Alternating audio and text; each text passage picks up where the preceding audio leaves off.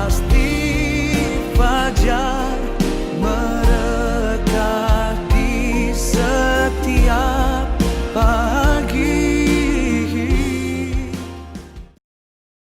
Shalom Bapak Ibu Saudara, mari kita akan masuk dalam hadirat Tuhan. Mari kita akan persiapkan hati kita. Sebuah karya terbesar telah Tuhan berikan dalam hidup kita.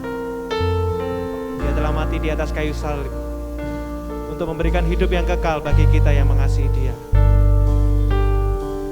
Haleluya.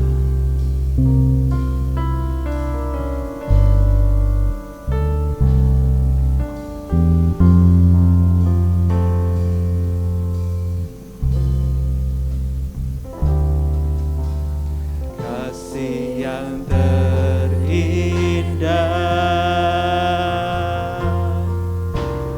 hati yang mulia,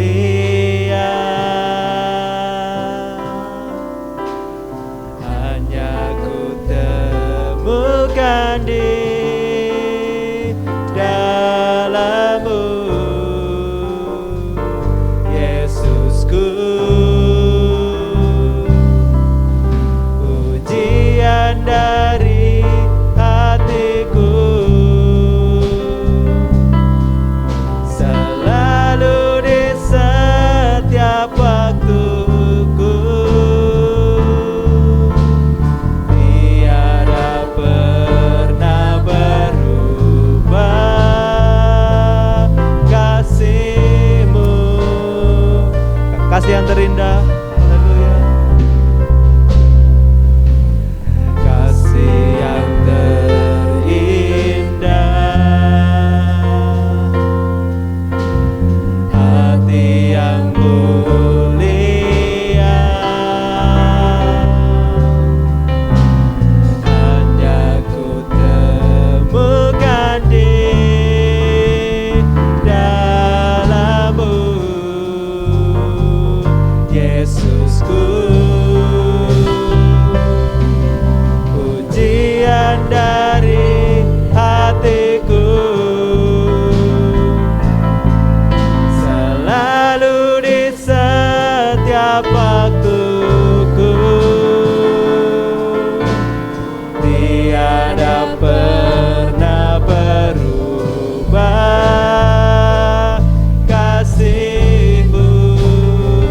Karya terbesar, karya terbesar dalam hidupku, pengorbananmu yang selamatkanku. Engkaulah harta yang tak ternilai, yang ku miliki dan ku hargai. Yesus, Engkau ku kagumi. Katakan kasih yang terindah. Kami udah sedang jemaat untuk bangkit berdiri. Kasih yang terindah, haleluya. Hati yang mulia, hanya ku temukan di dalam-Mu, Yesusku. Pujian dari hatiku, selalu di setiap waktuku, tiada pernah berubah kasih-Mu. Karya terbesar, karya terbesar dalam hidupku, pengorbananmu yang selamatkanku. Engkaulah harta yang tak ternilai, yang ku miliki dan ku hargai.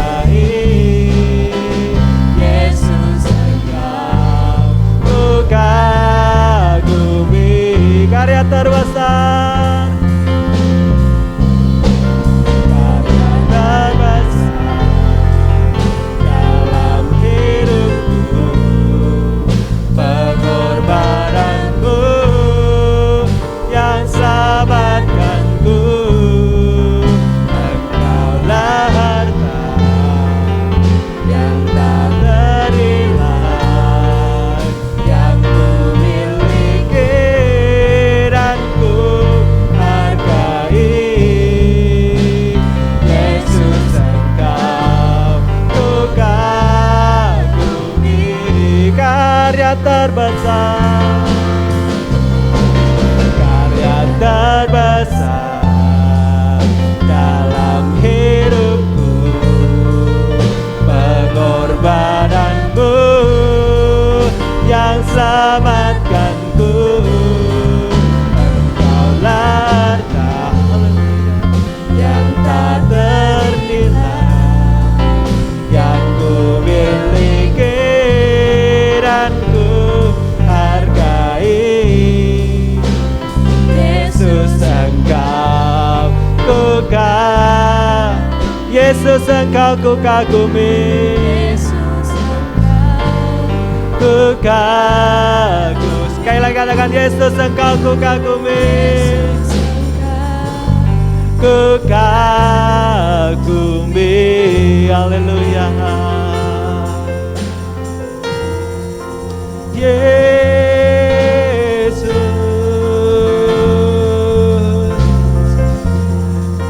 kami kagum akan Engkau.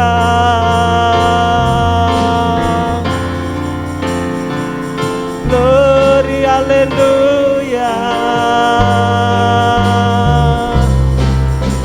Terpujilah namamu Tuhan.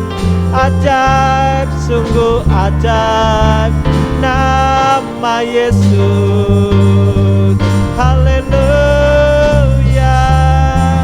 Kami bersyukur, kami naikkan syukur kami. Haleluya. Terpujilah namamu, Engkau Allah yang kudus, Engkau Allah yang ajaib. Glory, haleluya. Syukur, terpujilah Kau Tuhan, terpujilah namamu, ajaib segala perbuatanmu, mulia namamu Yesus. Haleluya. Engkau Allah kami yang ajaib, Engkau yang berkuasa. Bagimu segala puji, hormat, syukur selama-lamanya, ya Yesus. Terpujilah Kau Tuhan, terpujilah, terpujilah namamu. Haleluya. Glory.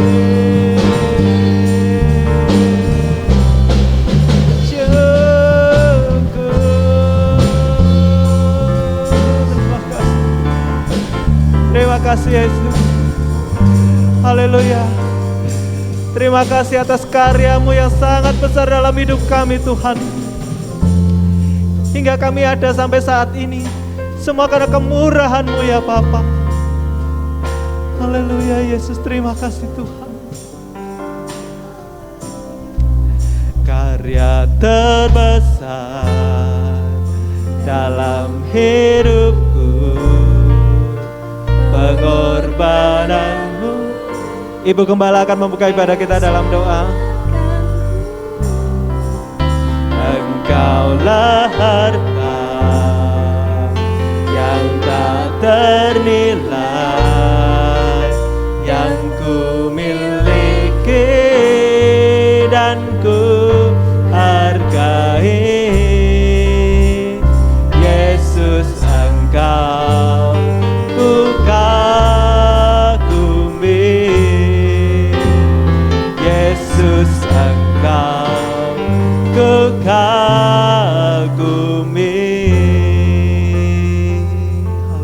Adapun pertolongan kami datang daripada Tuhan, Allah yang kami kenal di dalam nama Tuhan Yesus Kristus. Terima kasih Tuhan untuk kesempatan pagi hari ini Tuhan. Kami boleh bersama-sama dalam rumah-Mu untuk beribadah. Bapak, kami serahkan Tuhan peribadahan pagi hari ini di dalam pimpinan ya Bapak. Kiranya Tuhan ada hadir di tengah-tengah kami, dan Tuhan memberkati para hamba-hamba-Mu yang melayani. Tuhan memberkati umat-Mu yang hadir. Kami semua ingin memberikan yang terbaik bagi Tuhan pada pagi hari ini.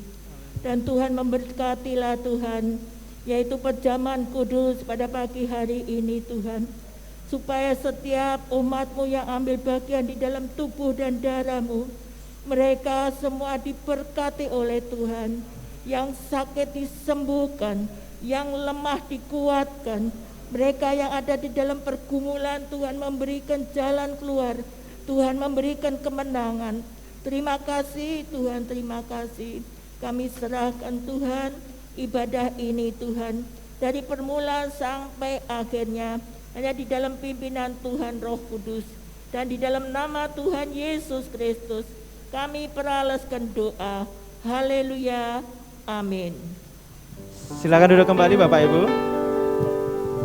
Shalom. Sebuah anugerah yang luar biasa Tuhan berikan di dalam hidup kita.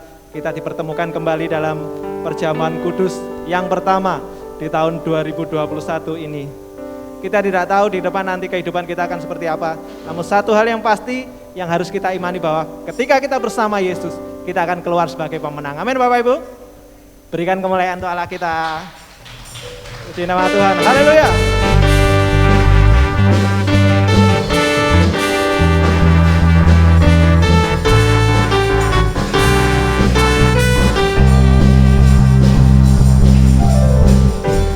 Dari pemenang dalam segala perkara, iblis tak dikalahkan oleh kuasa darahnya. Jika Allah di pihak kita, siapa dapat melawan? Kita lebih dari pemenang, lebih dari pemenang, lebih dari pemenang dalam segala perkara. Iblis tak dikalahkan oleh kuasa darahnya. Jika Allah di pihak kita, siapa dapat melawan? Kita lebih dari pemenang. Haleluya, haleluya. Kibarkanlah panjinya, Yesus Raja segala raja. Haleluya. Bangkitlah gerejanya, kita lebih dari pemenang. Mari kami udah siap jemaat untuk bangkit berdiri.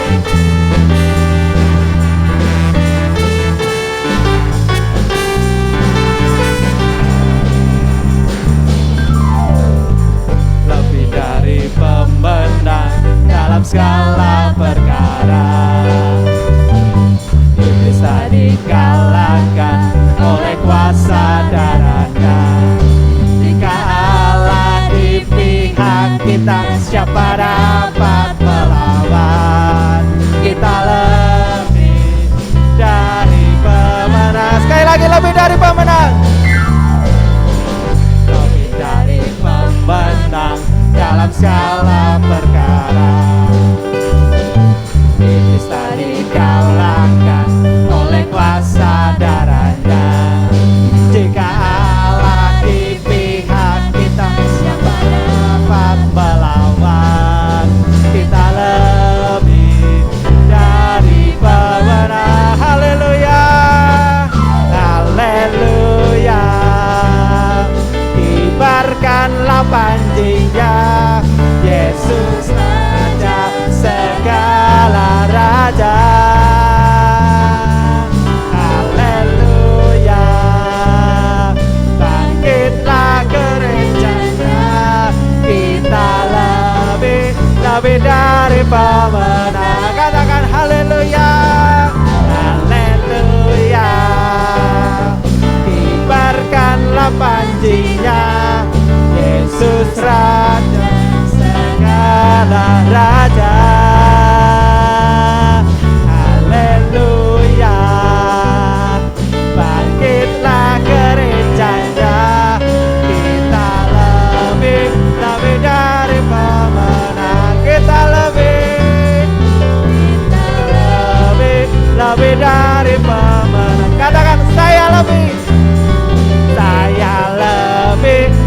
dari pemenang. Haleluya. Berikan kemuliaan Tuhan Allah kita. Silakan duduk kembali Bapak Ibu. Silakan duduk kembali. Di nama Tuhan, ketika kita bersama-sama dengan Tuhan, tidak ada satu kuasa yang sanggup untuk melawan kita. Amin Bapak Ibu. Kita akan memberikan persembahan kita kepada Tuhan Bapak Ibu. Kita tundukkan kepala, kita berdoa. Segala pujian mas syukur hanya bagi nama Engkau Tuhan kami Yesus Kristus. Terima kasih Bapa, Engkau sudah memberkati kami dengan sangat-sangat luar biasa dalam kehidupan kami Tuhan. Terima kasih Bapa. Sebentar kami akan memberikan persembahan kami kepada Engkau Tuhan. Mari Tuhan Yesus, Engkau akan menguduskan tangan kami yang akan terulur. Biarlah persembahan kami ini Tuhan boleh layak di hadapan Tuhan dan bisa berguna untuk pelebaran kerajaan-Mu di bumi ini. Terima kasih ya Tuhan Yesus. Di dalam nama Tuhan Yesus Kristus kami serahkan persembahan kami. Haleluya. Amin.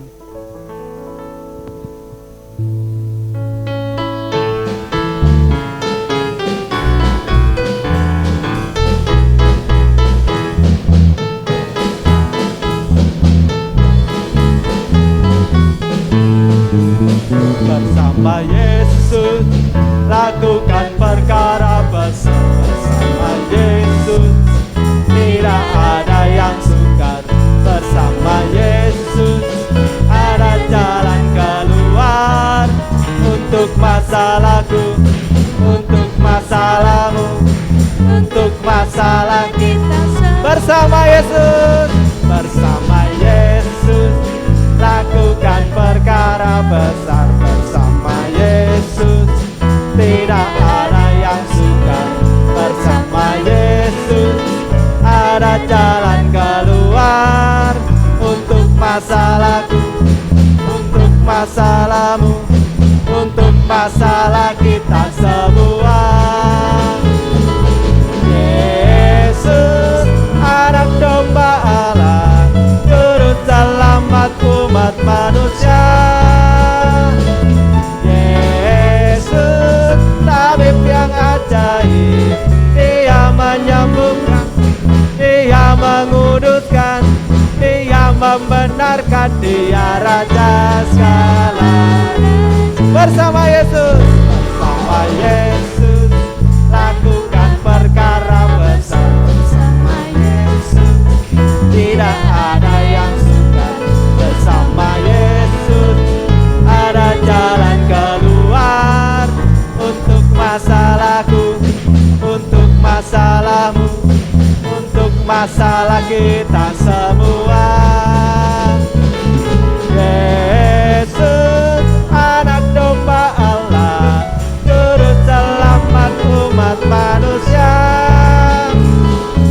Yesus tabib yang ajaib, Dia menyembuhkan, Dia menguduskan, Dia membenarkan, Dia Raja segala raja. Yesus anak domba Allah, juru selamat umat manusia. Yesus tabib yang ajaib, Dia menyembuhkan, Dia menguduskan, Dia membenarkan, Dia Raja segala. Dia Raja segala raja, Dia Raja segala raja. Dia Tuhan, Dia Tuhan segala Tuhan.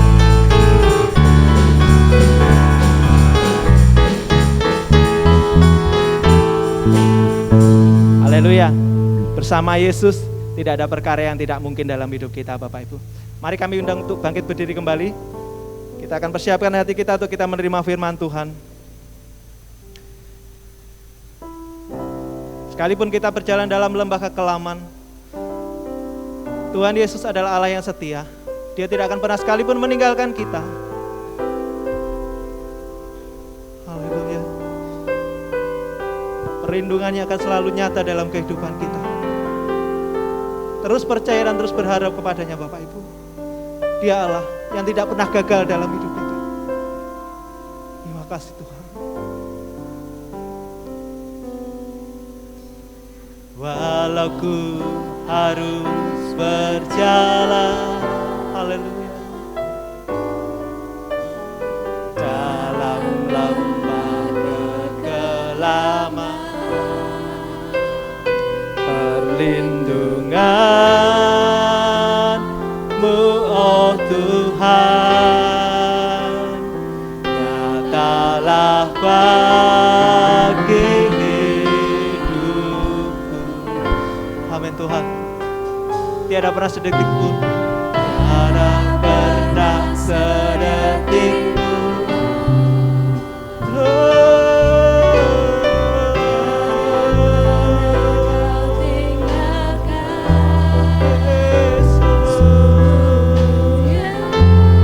terima kasih.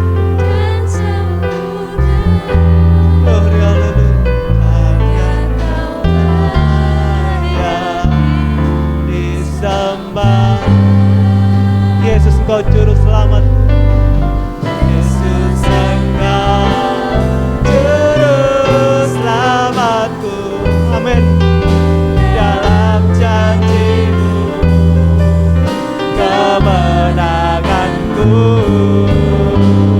selamanya kan ku nyatakan, besar setiap-Mu Tuhan di hidupku. Walau ku harus berjalan, walau ku harus berjalan dalam lembah kekelaman Tuhan, kekelaman, perlindungan-Mu oh Tuhan, nyatalah bagi hidupku. Tiada pernah sedetik pun, tiada pernah sedetik pun, tiada pernah Kau tinggalkan.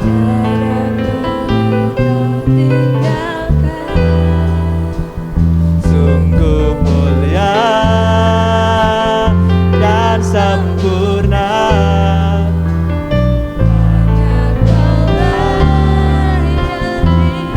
disembah. Yesus, Engkau juru selamatku, dalam janji-Mu kemenanganku selamanya kan ku nyatakan, besar setiap-Mu Tuhan di hidup. Yesus, Engkau juru selamatku, dalam janji-Mu kemenanganku selamanya kan ku nyatakan, besar setiap-Mu Tuhan. Sekali lagi katakan Yesus, Yesus Engkau juru. Waktu selanjutnya kami serahkan pada hamba-Nya. Dalam janji-Mu kemenanganku selamanya kan ku nyatakan, besar setiap-Mu Tuhan di hidup, besar setiap-Mu Tuhan di hidupku.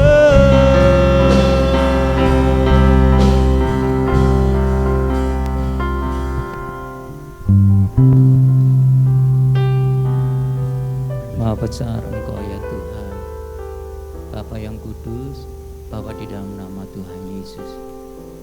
Kami bersyukur Tuhan, saat ini di tahun yang baru, kami terus boleh mengalami segala kebaikan Engkau ya Tuhan. Dan kami percaya terus penyertaan-Mu atas kehidupan anak-anak Engkau. Terpuji namamu Tuhan. Dan saat ini umat-Mu akan menerima kebenaran firman-Mu. Tuhan tolong sehingga tiap-tiap pribadi boleh menerima secara penuh kebenaran firman di dalam kehidupan mereka, tanpa ada sedikit pun yang terabaikan ya Tuhan. Terima kasih Bapa. Dan kami menyerahkan saat ini ke dalam tangan-Mu. Tuhan, menyerahkan roh, tubuh, jiwa kami ke dalam tangan kasih-Mu. Allah Roh Kudus, bekerjalah di dalam tiap-tiap pribadi anak-anak Engkau. Terpuji namamu. Di dalam nama Tuhan Yesus Kristus kami berdoa. Amin.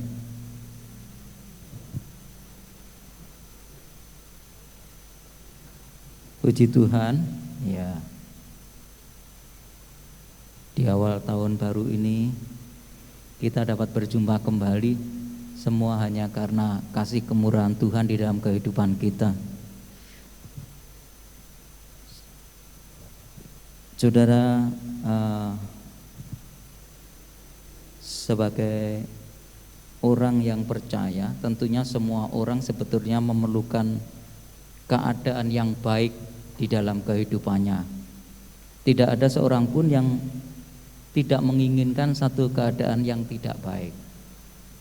Semua ingin terus keadaannya baik, ya.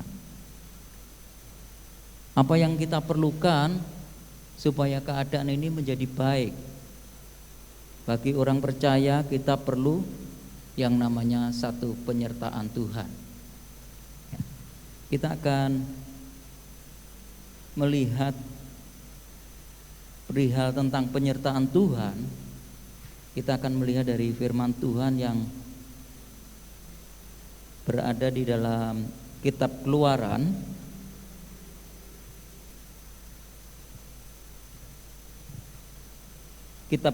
pasal 33. Akan saya baca ayat 1 sampai dengan 15. Dengan judul berikut, Musa meminta penyertaan Tuhan di gurun.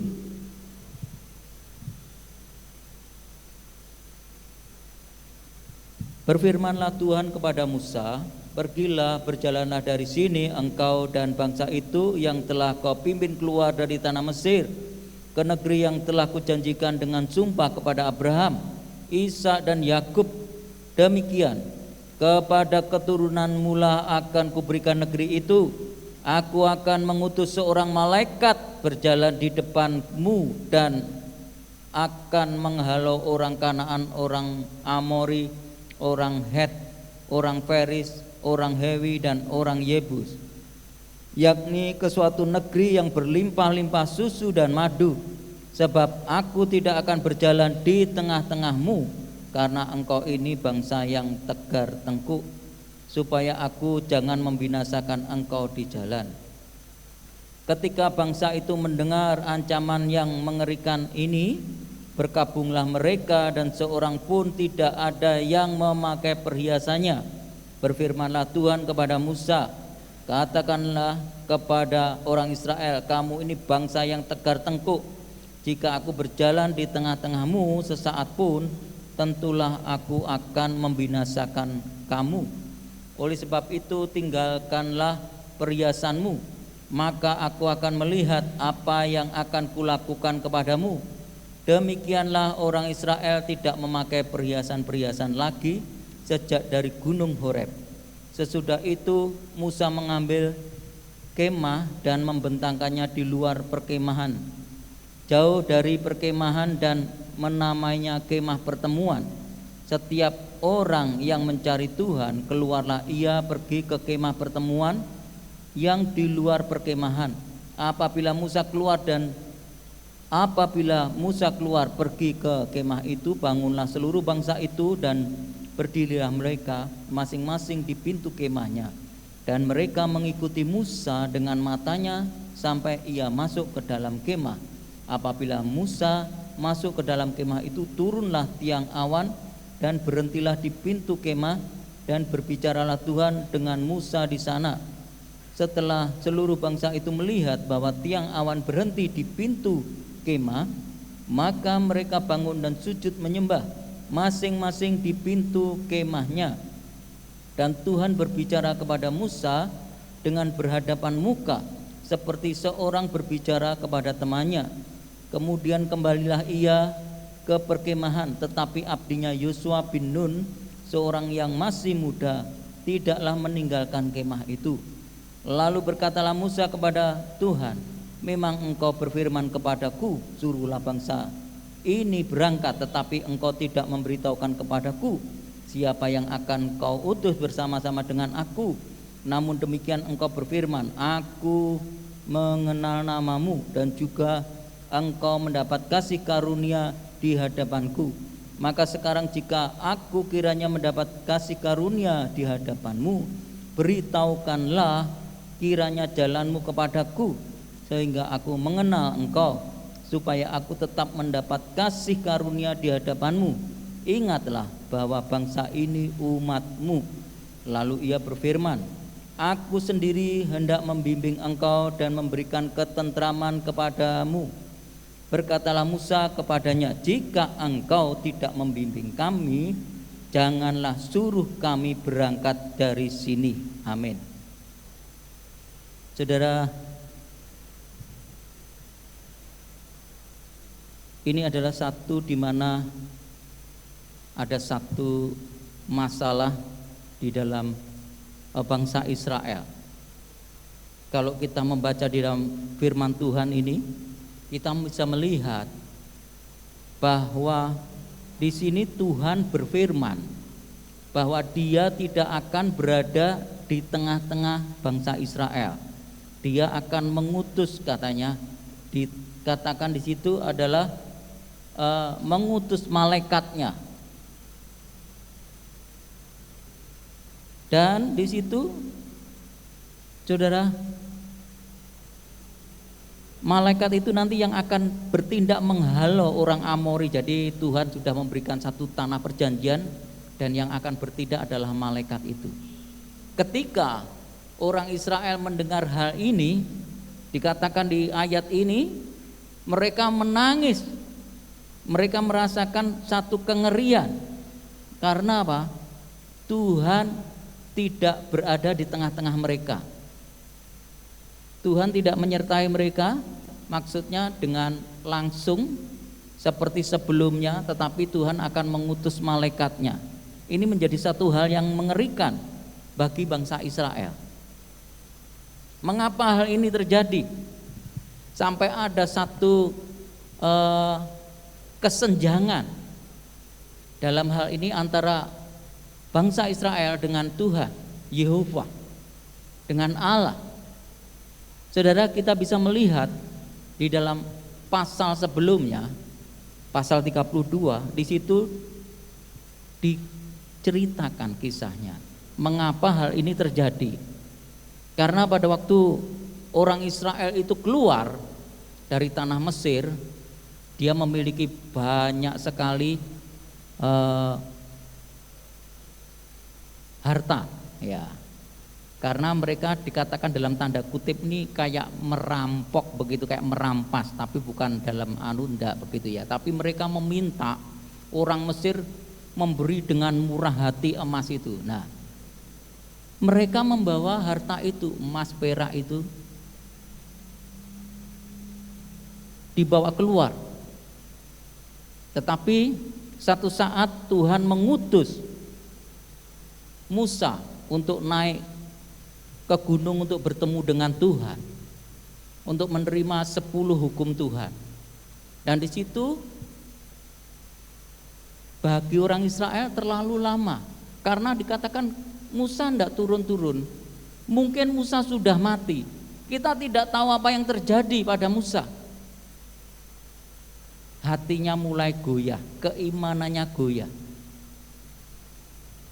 Bangsa Israel belum mantap rupanya di dalam imannya kepada Allah Yehova, atau Allah yang benar ini tidak mantap.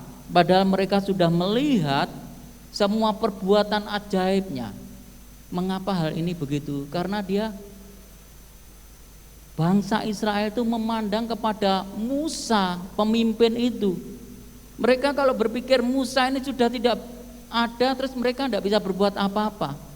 Hatinya itu tidak beriman kepada Tuhan secara penuh, walaupun melihat perbuatan ajaib Allah. Nah, ini masalahnya di sini. Sehingga ketika Musa tidak turun, mereka menjadi bingung.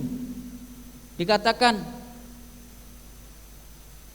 buatlah bagi kami satu anak lembu tuangan. Jadi mereka membuat patung, mereka mengumpulkan semua perhiasan, kemudian dicetak menjadi anak lembu. Dan konyolnya mereka mengatakan, inilah Tuhanmu, inilah Allahmu yang membawa engkau keluar dari tanah Mesir. Dan mereka menyembah patung lembu emas ini. Ini sesuatu yang tampak bodoh sekali. Padahal jelas-jelas itu baru dibuat. Tetapi yang memimpin keluar adalah tangan Tuhan dengan kuasanya yang dahsyat. Tetapi itu tidak membuat mereka punya iman yang baik, saudara. Sehingga mereka kehilangan imannya itu. Nah, saudara, inilah masalahnya. Mengapa akhirnya Tuhan marah? Akhirnya Tuhan mengatakan, aku tidak mau berada di tengah-tengah engkau. Aku akan utus malaikat. Dan di situ kita melihat orang Israel menangis. Ya. Mereka merasa ngeri dengan ancaman itu. Apa yang dilakukan bangsa Israel mulai ayat 4 sampai dengan ayat 6 dikatakan, ketika bangsa itu mendengar ancaman mereka ini, berkabunglah mereka, dan seorang pun tidak ada yang memakai perhiasannya. Berfirmanlah Tuhan kepada Musa, katakanlah kepada orang Israel, kamu ini bangsa yang tegar tengkuk. Jika aku berjalan di tengah-tengahmu sesaat pun, tentulah aku akan membinasakan kamu. Oleh sebab itu tanggalkanlah perhiasanmu, maka aku akan melihat apa yang akan kulakukan kepadamu. Demikianlah orang Israel tidak memakai perhiasan-perhiasan lagi sejak dari gunung Horeb.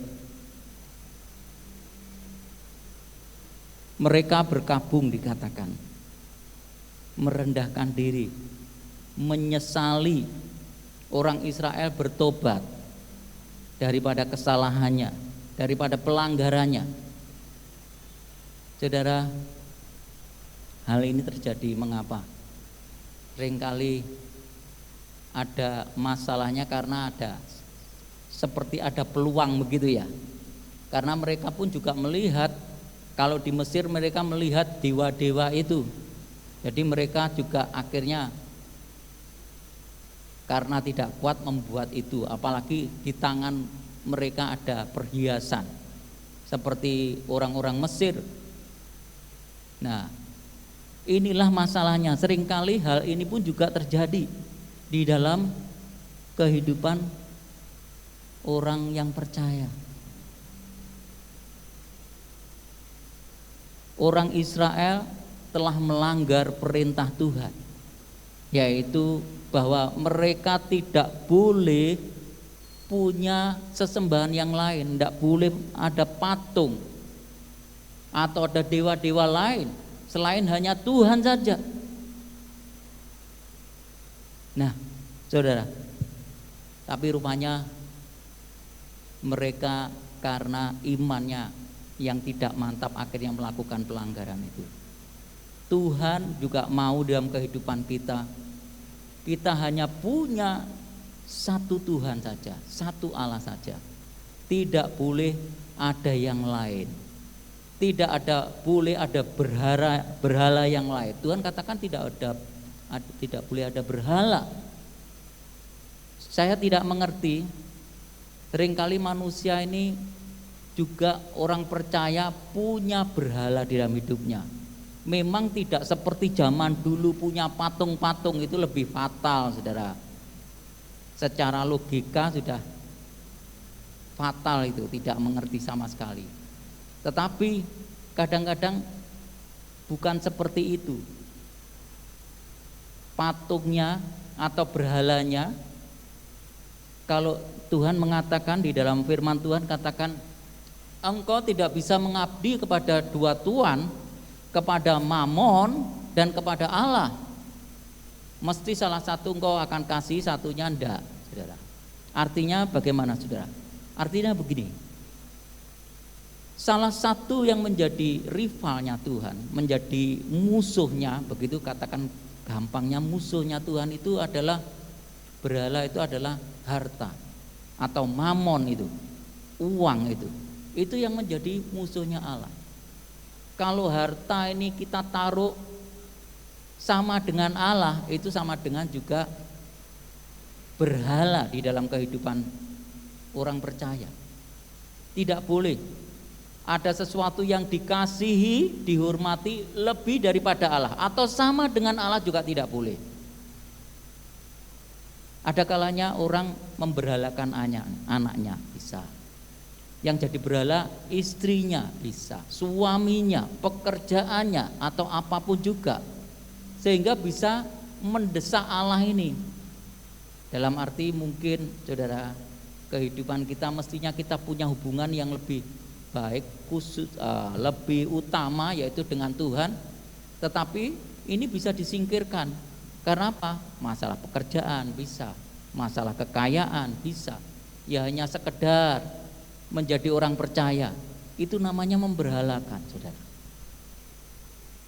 Kita koreksi diri supaya kita melepaskan segala berhala. Kita minta Tuhan berikan saya kekuatan untuk saya bisa melakukan firman-Mu. Hanya Dia saja, Allah di dalam Yesus Kristus itu yang menjadi yang utama di dalam kehidupan kita. Itu yang benar di hadapan Allah. Kita melihat pertobatan orang Israel. Dia begitu tahu mereka bertobat, tidak hanya menyesal. Menyesal itu belum tingkat pertobatan, saudara. Pertobatan itu di dalam hati dan juga di dalam tindakan. Apa yang dilakukan oleh orang Israel, yaitu mereka akhirnya melepas semua perhiasan. Rupanya pada waktu itu terus selalu dipakai dan dibawa. Dan mereka tidak pernah lagi memakainya sejak dari Gunung Horeb. Ya, di dalam ayat yang ke-6, demikianlah orang Israel tidak memakai perhiasan-perhiasan lagi sejak dari Gunung Horeb. Saat itu ada satu tindakan pertobatan, yaitu mereka tidak lagi memakai perhiasan-perhiasan itu di dalam kehidupannya. Nah, ini artinya satu pertobatan. Bagi kita orang yang percaya, saya tidak mengerti adakah sesuatu yang tidak berkenan di hadapan Allah. Kita perlu bertobat, tidak hanya menyesal, tetapi kita bertobat berbalik 180 derajat. Tidak melakukan atau tidak mengulangi hal-hal yang jahat seperti ini yang di dalam firman Tuhan ini. Orang Israel sekali melakukan satu kesalahan fatal di dalam hal ini, penyembahan berhala, membuat berhala. Ya, tentunya selama dalam perjalanan bersama dengan Musa itu. Satu kali saja dia membuat itu, tetapi akhirnya seluruh perjalanan itu tidak pernah orang Israel mengulang hal ini lagi. Nah, itu namanya satu pertobatan, saudara. Ini memang bisa dikatakan kalau bagi kita ada hal-hal yang memang sukar untuk dilakukan. Bertobat dari sesuatu itu tidak gampang, saudara. Ya, ada hal-hal yang kadang-kadang susah. Tetapi kembali, ini maunya Tuhan supaya kita berbalik dari segala dosa dan kesalahan itu. Kita datang kepada Tuhan, kita minta supaya Tuhan memberikan kekuatan kepada kita, dan kita harus yakin, harus beriman kepada Dia. Tuhan akan memberikan pertolongan kepada kita. Janjinya ya dan amin. Dia tidak pernah berdusta, saudara. Dan kita melihat apa yang terjadi selanjutnya di dalam kehidupan bangsa Israel di dalam ayat yang ke-14 dan seterusnya. Saya baca 14 saja. Lalu ia berfirman, aku sendiri hendak membimbing engkau dan memberikan ketentraman kepadamu. Musa terus kemudian meminta satu tanda.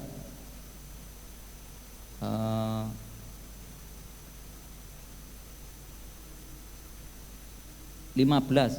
Baiklah, tidak apa-apa. Berkatalah Musa kepadanya, jika engkau sendiri tidak membimbing kami, janganlah suruh kami berangkat dari sini. Musa mengatakan, kalau engkau tidak mau membimbing, tidak menyertai kami, jangan suruh kami untuk berangkat dari sini. Ya, artinya bangsa Israel, Musa juga meminta Tuhan kembali untuk menyertai seperti sedia kala.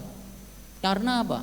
Tanpa bimbingan Tuhan, mereka tidak akan bisa berbuat apa-apa. Bahkan mereka ingin Tuhan sendiri yang berada di tengah-tengah mereka, yang menyertai kehidupan mereka, menyertai perjalanan mereka.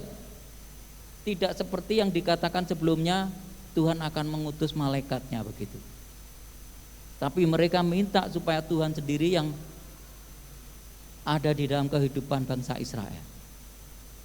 Dan Tuhan memberikan satu tanda kepada juga Musa, sehingga Musa ini minta supaya tandanya dia bisa melihat Tuhan. Ya, kalau engkau memang menunjukkan kasih setiamu, kalau engkau memang mau menunjukkan penyertaan engkau, tanda buktinya apa? Ya. Tuhan memperlihatkan dirinya walaupun tidak berhadapan muka, tetapi cuma di belakangnya saja. Hanya belakangnya Tuhan saja yang nampak. Musa disuruh naik gunung, kemudian dia disuruh sembunyi di bukit batu. Kemudian Tuhan tangannya menutup dan Tuhan lewat, hanya dia bisa melihat belakangnya. Hanya Musa saja yang bisa melihat Allah, tapi cuma tampak dari belakang. Mungkin tidak secara penuh, ya mungkin hanya sisa-sisanya yang belakang saja yang kelihatan. Karena dikatakan dalam firman Tuhan, tidak ada orang yang mampu melihat Tuhan, apalagi berhadapan muka, dia pasti akan binasa. Jadi saudara, akhirnya Tuhan menyertai kembali di dalam kehidupan bangsa Israel ini. Saudara, kita melihat ini satu hal yang mereka anggap hal yang penting, saudara. Orang Israel mengerti akan hal ini, makanya mereka berusaha meminta supaya Tuhan menyertai mereka. Ini Tuhan menyertai bangsa Israel luar biasa. Dari Mesir sampai mereka di tanah Kanaan, tidak ada sesuatu pun yang kurang sebetulnya. Penyertaannya itu sempurna. Ya, cuma masalahnya karena hanya kejahatan atau pelanggaran mereka saja, itu yang menjadi masalah bagi bangsa ini, bangsa Israel ini. Kita melihat kalau Tuhan menyertai luar biasa, saudara. Nah, inilah yang kita butuhkan saat ini. Apalagi kita menginjak tahun demi tahun di tengah seperti pandemi ini, ya bukan berarti kalau seandainya ada orang yang mati karena COVID ini berarti Tuhan tidak menyertai, tidak, saudara. Namanya orang mati itu apapun juga, tidak harus dalam keadaan nggak sakit terus mati, tidak. Tuhan panggil dengan berbagai cara, mengizinkan mungkin dari penyakit orang meninggal, ataupun dengan masalah yang lain orang meninggal, bisa saja, saudara. Ada orang yang meninggal seperti Tuhan izinkan martir, matinya secara bisa dikatakan seperti orang tidak terhormat, tapi Tuhan memang punya cara sendiri, saudara. Ya. Tapi yang penting bagi kita nyerah saja sama Tuhan. Dan yang paling penting, kita minta supaya Tuhan memberikan penyertaannya sempurna di dalam kehidupan kita.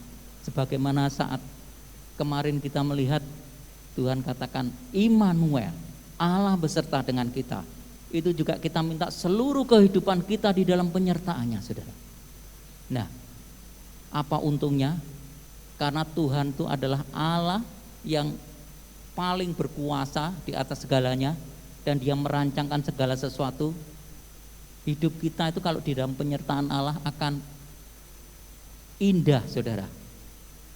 akan sempurna, itu akan baik keadaannya. Tidak ada satu penyertaan yang lebih baik daripada penyertaan Allah di dalam kehidupan kita sebagai orang percaya. Apapun juga, masalah memang tetap bisa ada, saudara. Namanya masalah tidak bisa hilang. Apapun juga hal-hal yang mungkin kita anggap sesuatu permasalahan atau penderitaan bisa saja datang. Tetapi saudara harus tahu, kalau dia, Allah itu menyertai di dalam kehidupan kita, tidak apa-apa. Karena kehidupan ini akan indah dengan penyertaan Tuhan. Kehidupan ini akan menjadi baik di dalam oleh karena penyertaan Tuhan. Satu kisah di dalam tanggal 7 Desember 1988 dulu di daerahnya termasuk daerah Uni Soviet Rusia. Ini di Armenia ya. Di situ ada daerah tertentu yang terkena gempa hebat, saudara. Sebagaimana biasa sebelum terjadi itu ada ayah yang memiliki seorang anak laki-laki. Dia sering mengantarkan anak sekolah ke sekolah begitu. Jadi dia tahu sekolahnya tuh di sini, kelasnya di sini ya. Satu saat terjadi gempa yang dahsyat itu karena katanya konstruksinya di Armenia itu buruk ya. Jadi karena gempa 6,9 skala Richter itu semua tuh luluh lantak, saudara, habis semua. Tetapi orang-orang di situ langsung rasanya ya sedih, menderita. Apalagi kalau mereka yang tahu anak-anaknya sekolah itu, bapaknya melihat ke situ semua sudah runtuh total, sudah habis sudah. Dan orang-orang di situ hanya cuma menangis saja, menangisi anaknya laki-laki, anaknya perempuan, karena sudah total roboh. Dan mereka berkata tidak ada harapan. Ya karena mereka melihat keadaannya sudah parah sekali. Bahkan penolong-penolong melihat waduh parah. Tetapi ayah ini, anak ini mengatakan, aku sudah berjanji. Dia katakan bahwa aku akan selalu ada bersamamu nak. Artinya kalau di dalam kehidupan kita katakan aku akan selalu bersamamu, menyertaimu. Kapanpun engkau membutuhkan aku ada. Oleh karena janjinya seperti ini, dia berusaha mendampingi anaknya, menyertai dalam kata lain. Makanya dia berusaha mencari anaknya di reruntuhan itu. Dia gali. Seorang sudah katakan percuma. Tetap saja bapak ini menggali terus dalam runtuhan itu sampai 24 jam tidak cukup, saudara. Terus dia gali sampai 38 jam baru dia bisa menemukan reruntuhan itu di bawah situ ya. Dia ambil satu bagian yang besar begitu dan dia berteriak mengatakan, Arman anakku. Dan anaknya menjawab, ya bapak, aku di sini pak. Dia katakan sama teman-temanku, nah benar kan, ayahku itu akan pasti datang menolong saya, pasti datang ada bersamaku. Dia katakan begitu. Akhirnya dia bersama teman-temannya ada sekitar 13 atau 14 itu, mereka diselamatkan. Oleh karena apa? Bapaknya berjanji bahwa dia akan selalu ada bagi anaknya. Ini satu gambaran yang bagus bagi kita juga, bahwa Allah itu adalah Bapak kita. Kalau Bapak di dunia saja mau melakukan seperti itu, dia akan melakukan penyertaannya melalui janjinya seperti itu. Tetapi Allah yang di surga jauh lebih dahsyat, saudara. Kalau manusia terbatas, tetapi Allah tidak terbatas. Oleh sebab itu, mari kita datang kepada Dia. Kita minta penyertaannya. Tentunya saudara harus tahu, kalau saudara pengen disertai Tuhan supaya harmonis, tidak terjadi seperti orang Israel ini harus mengalami keadaan yang tidak harmonis, ya kita harus taat kepada firman Tuhan. Kita minta, Tuhan tolong saya, tolong kami, tolong keluarga kami, supaya kami ini bisa boleh mengalami satu penyertaan yang sempurna dari Engkau Tuhan. Karena memang kita butuh kekuatan dari Dia. Tanpa Tuhan kita tidak akan mampu, saudara. Dan Tuhan berkehendak dalam kehidupan kita untuk menyertai kita. Immanuel, demikian kata firman Tuhan. Dan ini akan menjadi bagian yang terbaik dalam kehidupan kita. Amin. Tuhan memberkati kita.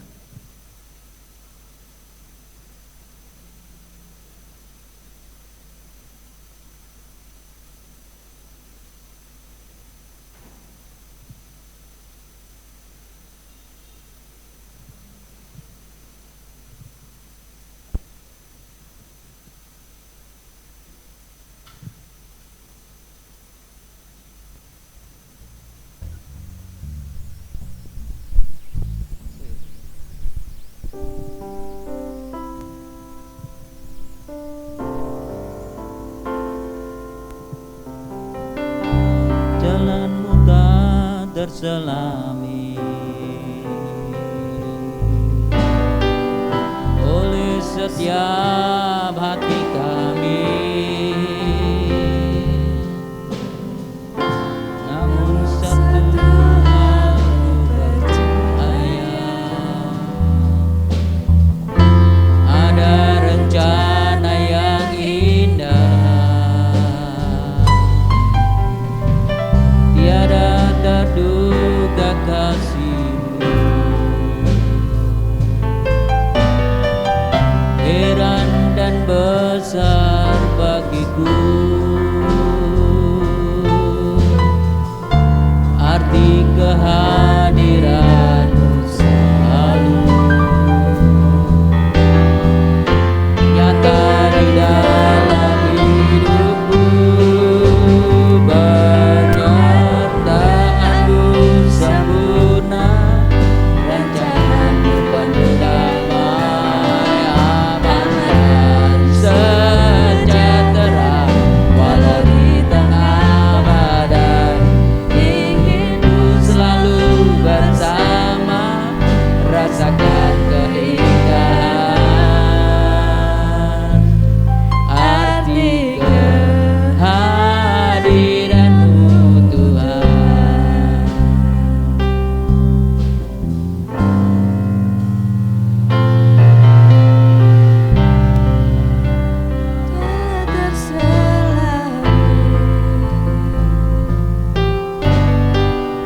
Oleh setiap hati kami,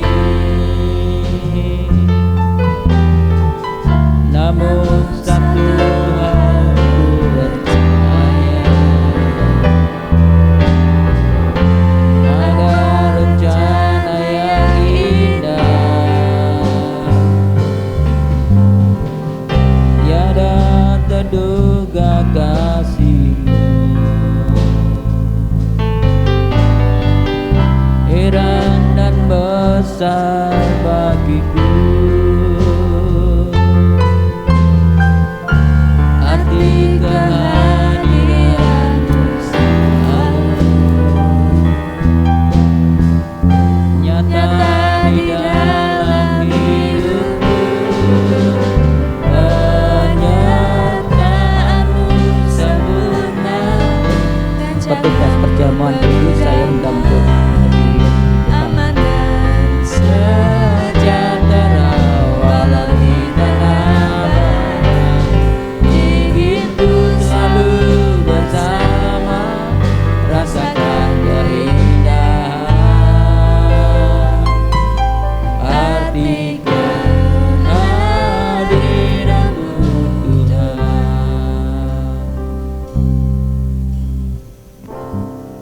Haleluya. Saudara,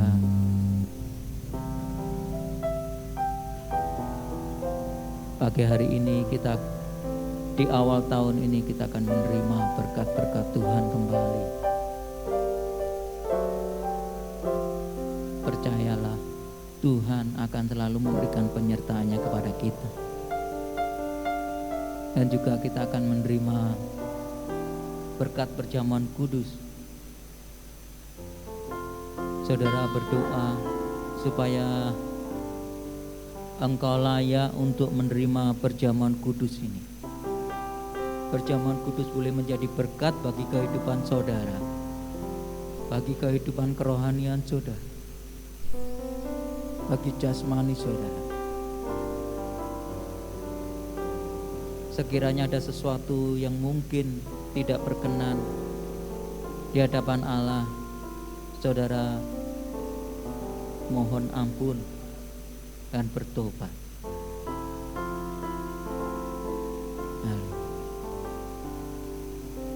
Terima kasih Bapa Surgawi. Engkau Bapa yang baik, buatlah umat-Mu mengerti, buatlah umat-Mu tahu ya Tuhan. Dan mereka boleh mengerti di dalam hati mereka bahwa Engkau adalah Allah yang maha baik, yang selalu memberikan penyertaan-Mu kepada anak-anak Engkau, kepada umat-Mu ya Pak. Terima kasih. Dan saat ini juga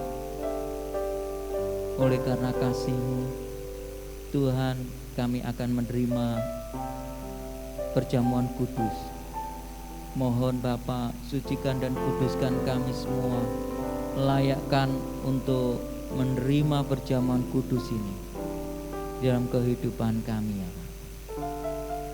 Terima kasih Bapa, menyerahkan roh, tubuh, jiwa kami selalu ke dalam tangan kasih-Mu.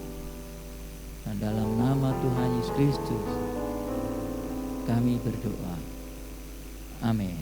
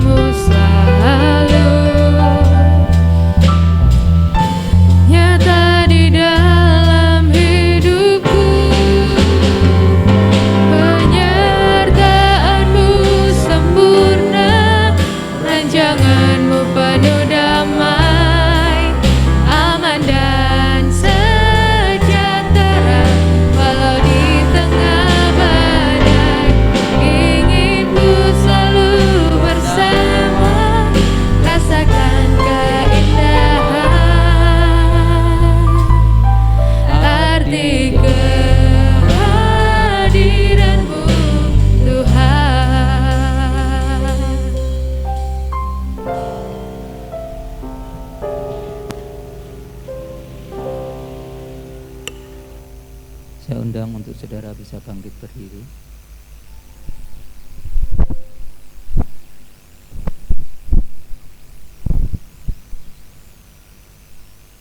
Saudara pegang roti tangan kanan dan angkat roti. Kita akan mendengarkan firman Tuhan. Sebab apa yang telah kuteruskan kepadamu telah aku terima dari Tuhan, yaitu bahwa Tuhan Yesus pada malam waktu ia diserahkan mengambil roti, dan sesudah itu ia mengucap syukur atasnya, ia memecah-mecahkannya dan berkata, inilah tubuhku yang diserahkan bagi kamu, perbuatlah ini menjadi peringatan akan aku. Bukankah roti yang kita pecah-pecahkan adalah persekutuan dengan tubuh Kristus? Amin. Makan dengan iman.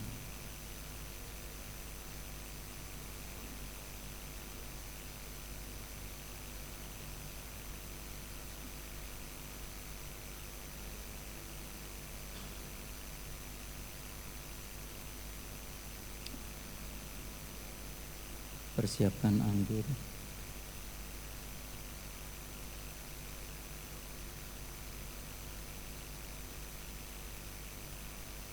Pegang cawan dengan tangan kanan, angkatlah.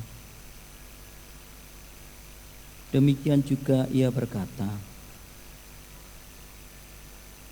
Demikian juga ia mengambil cawan sesudah makan lalu berkata, cawan ini adalah perjanjian baru yang dimeteraikan oleh darahku.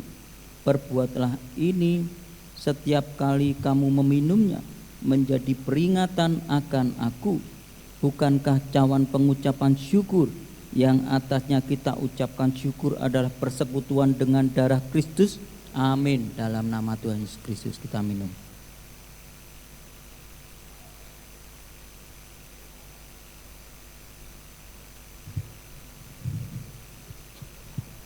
Mari kita berdoa. Terima kasih ya Bapa Surgawi.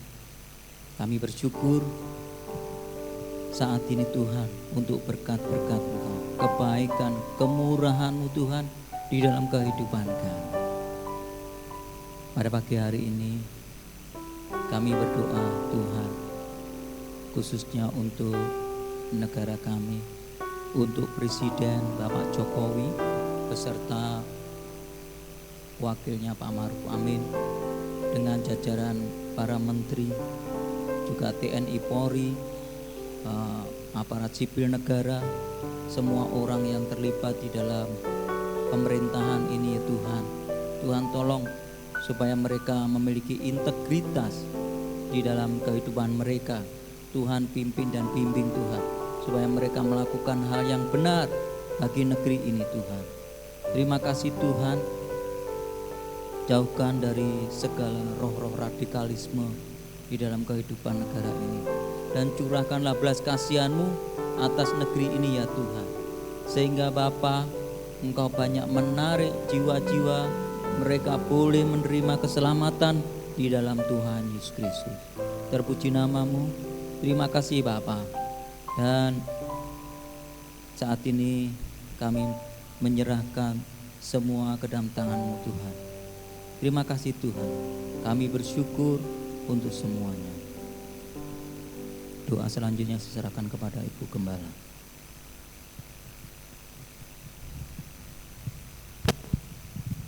Mari kita bersama-sama menerima doa berkat. Tuhan memberkati engkau dan melindungi engkau. Tuhan menyinari engkau dengan wajah-Nya dan memberikan engkau kasih karunia-Nya. Tuhan menghadapkan wajah-Nya kepadamu dan memberikan engkau damai sejahtera-Nya. Sekarang kita bersama-sama pulang dengan berkat rahmat dari Allah Bapa, kasih damai sejahtera dari Tuhan Yesus, persekutuan dengan Roh Kudus menyertai kami sekalian, mulai saat ini sampai Maranatha. Dalam nama Tuhan Yesus Kristus kami peralaskan doa. Haleluya. Amin.